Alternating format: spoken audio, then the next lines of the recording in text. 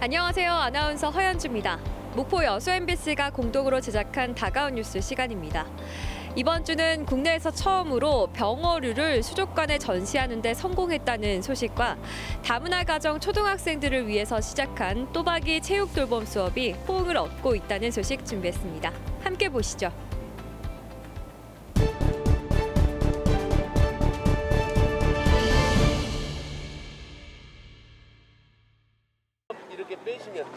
작은 고사리 손에 글러브를 착용하는 법을 익히는 학생들. 방과 후 수업으로 야구와 비슷한 티볼을 배우고 있습니다. 받는 공보다 놓치는 공이 더 많고 놓친 공을 찾아 운동장 끝까지 달리면서도 경쾌한 웃음소리가 끊이지 않습니다. 야구 같은 거 한 번도 안 해봐가지고 어려울 줄 알았는데 선생님이 잘 알려줘가지고 재밌었어요. 집이나 학원으로 가는 대신 낯선 스포츠를 배우게 된 아이들은 초등학교 2학년에서 4학년 학생들. 4분의 1은 다문화 가정 자녀들입니다. 원래는 이 시간에는 그냥 집에서 놀던 시기인데 이렇게 나와서 노니까 땀도 많이 나고 운동도 하니까 좋아요. 전남체육회가 다문화나 이주 배경 학생들에게 운동 참여 기회를 제공하기 위해 시작한 또박이 체육 돌봄 수업. 티볼을 비롯해 수영과 줄넘기 등 종목도 다양합니다. 다문화 가정 학생의 참여율이 높은 전남의 초등학교 5곳에서 올 연말까지 40차례 안팎의 수업이 이루어집니다. 다문화 학생들이랑 일반 학생들이 자유롭게 어울려서 참여를 하고 일반적으로 접하기 힘든 스포츠 활동들을 다양한 지원을 통해서 재미있게 참여할 수 있어서 전남체육회는 올해 학생들의 참여율과 효과 등을 분석한 뒤 체육 수업을 확대해 나갈 계획입니다. MBC 뉴스 김진선입니다. 조개산 자락의 울창한 숲 사이로 4개의 돌무덤들이 모습을 드러냅니다. 2003년 존재 사실이 알려진 지 19년 만에 발굴 조사가 마무리된 고흥 복림고분군입니다. 최근 들어 고흥에서는 관련 법령에 따른 마한 유적 발굴 조사의 일환으로 복림고분처럼 위치 정도만 알려졌던 고분들의 발굴 조사가 활발하게 이루어지고 있습니다. 조사 결과 복림고분군은 석실과 입구 등 무덤의 구조물들이 각각 백제나 마한 등 다양한 지역의 방식으로 축조된 독특한 구조를 가진 것으로 확인됐습니다. 얼마 전 함께 조사가 이루어진 서오치 고분과 복룡 고분도 이와 비슷한 구조인 것으로 드러났습니다. 조사단 측은 해당 고분들이 학계에서 고흥 지역만의 특색 있는 사적으로 인정받을 수 있을지 기대하고 있습니다. 다양한 문화적 요소들이 한 유구 안에 공존하고 있는 것을 확인할 수 있습니다. 지역을 나타내줄 수 있는 문화유산을 찾았다는 겁니다. 또 복림고분에서는 고려시대 남성용 비녀와 삼국시대 그릇 등의 유물 일부가 도굴되지 않고 그대로 출토됐습니다. 이를 토대로 무덤 3곳은 삼국시대, 나머지 한 곳은 고려시대의 지역 지배계층이 묻혔던 것으로 추정되고 있습니다. 순천대 박물관 측은 조사 과정에서 고흥 일대에 최소 20기 이상의 미확인 고분이 추가로 발견됐다고 밝혔습니다. 이에 따라 고흥군은 내년까지 추가 발굴 조사를 이어나간 뒤 호남 고고학회와 함께 고흥 고분들의 성격을 밝히기 위한 학술 대회를 개최할 예정입니다. 이 일대에 고분이 많이 분포하기 때문에 고분 탐방센터라든지 아니면 고분에 대한 대국민적으로 이렇게 알릴 수 있는 그런 센터를 조성하는 게 아직 목표로 남아 있습니다. 고흥 지역의 고대 역사를 간직한 채 아직은 묻혀있는 옛 무덤들이 앞으로 이어질 발굴 조사에서 어떤 이야기를 풀어낼지 관심이 모아지고 있습니다. MBC 뉴스 강서영입니다. 납작한 몸통에 양갈래로 나뉜 꼬리 지느러미. 파란 수조한 구석구석을 병어와 덕대가 헤엄칩니다. 먹이로 넣어둔 굴을 조심스레 다가가 뜯기도 합니다. 병어류는 워낙 성질이 까다로워서 잡으면 얼마 지나지 않아 죽습니다. 식탁이 아닌 수족관에서 살아있는 물고기를 쉽게 볼 수 없는 이유입니다.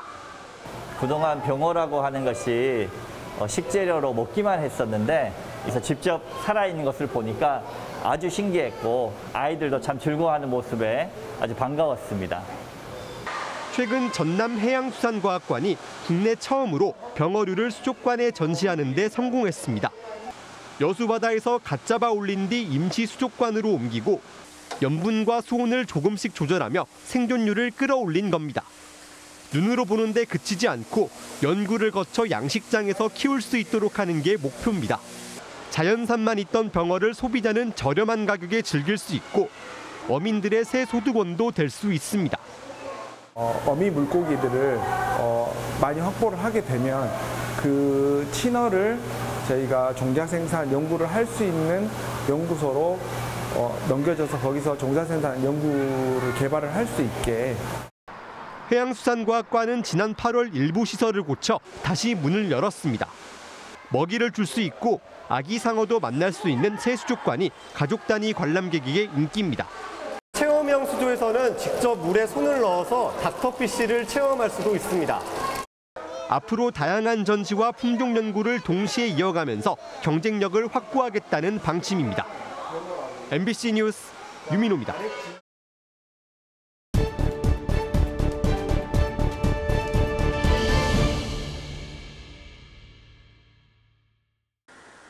농촌 지역 도로에 경운기가 달리던 차량과 부딪힙니다. 경운기 위 운전자는 경운기를 멈추려 안간힘입니다. 농촌 도로를 달리던 이 차량은 캄캄한 곳에 서 있던 경운기와 충돌합니다. 차로 폭이 좁고 굽이 길이 많은 농촌 지역 도로는 차량들이 제한 속도를 지키지 않는 경우가 많습니다. 농기계는 속도가 느리고 회전 반경이 큰 만큼 자동차가 빠르게 지나갈 경우 대처하기가 어렵습니다. 그다음에 이제 우리가 이면도로 나갈 때 잘 안 보이니까 반사경들이 잘 설치가 안 돼 있는 데가 있어가지고 우리는 이제 농기계는 조속인데 차들은 가속으로 지나가니까 이제 농기계를 추돌하는 사고들이 많이 났습니다.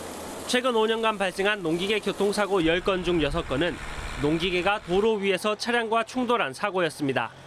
농기계 대 차량 사고로 매년 60명가량이 목숨을 잃고 450여 명이 다치고 있습니다. 70세 안팎의 고령층 농민들이 대부분입니다. 가다 보면은 중앙선도 길이 좁은 게 농로라 좁은 게 큰 차들이 지내다 가다 보면은 그런 피해를 나서 더 사고도 나고 차하고도 접촉사고도 나고 막 이런 경우. 농기계 뒤쪽에 차량들이 인식할 빛 반사판 등을 붙이고 있지만 근본적인 사고 대책으로는 역부족. 농촌 도로에서 차량과 농기계를 완전 분리하는 건 불가능한 만큼 차량 운전자들에게 농기계 출현 가능성을 적극적으로 알리는 장치가 시급합니다. 또 야생동물 출현 가능성이 높은 곳에 설치되는 야생동물 출현 지역 표지판처럼 농기계 운행 잦은 곳을 분류할 필요도 있습니다. 당연히 도로 위에서 했던 그 농기계 사고도 이 농민들의 일상이 연결된 지점이기 때문에 그런 그 도로 표지판이라든가 어린이를 위한 어린이 보호구역, 노인을 위한 노인 보호구역은 있지만 농민을 위한 보호구역은 농촌 도로 어디에도 없습니다. MBC 뉴스 박종호입니다. 대형 복합 쇼핑몰, 아니 신세계 스타필드 유치는 민선 8기 순천시의 가장 중요한 사업 중에 하나입니다.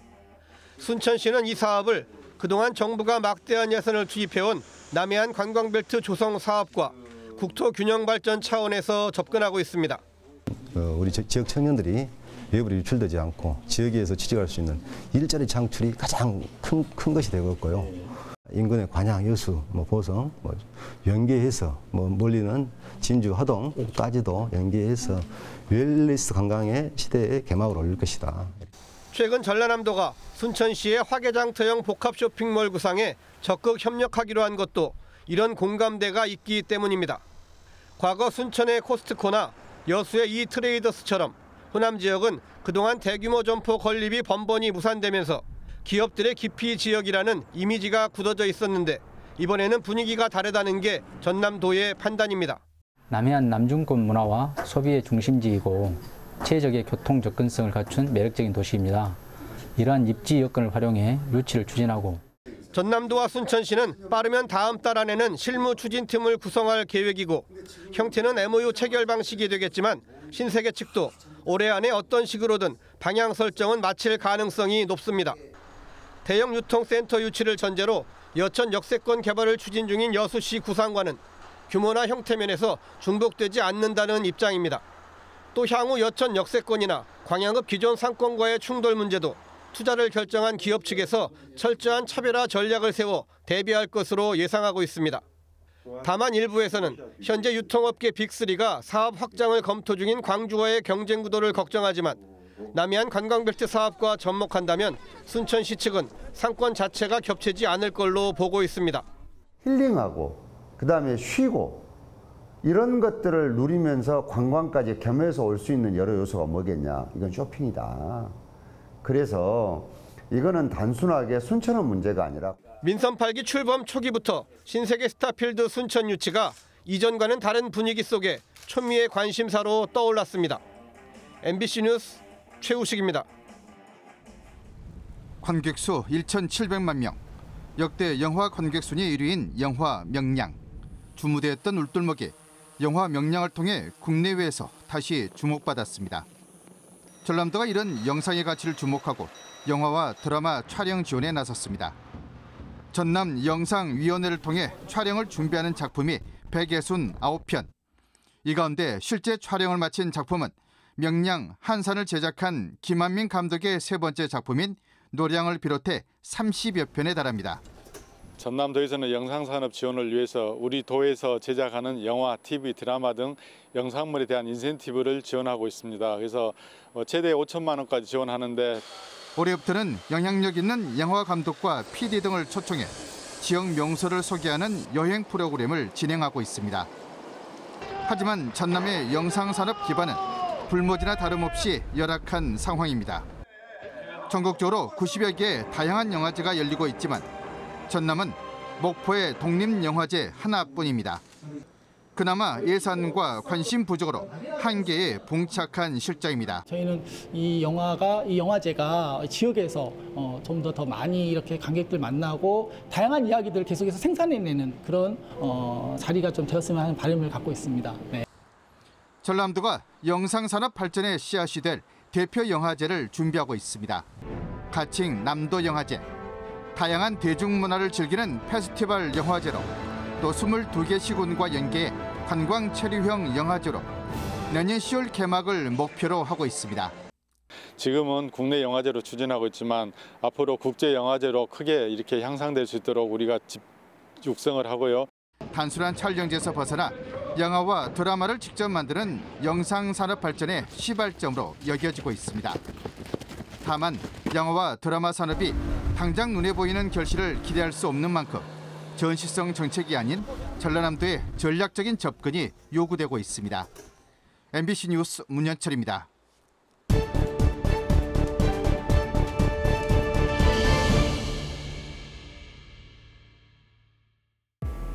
오늘 다가온 뉴스 어떻게 보셨나요? 다음 이 시간에는 더욱더 풍성한 소식으로 찾아뵙겠습니다.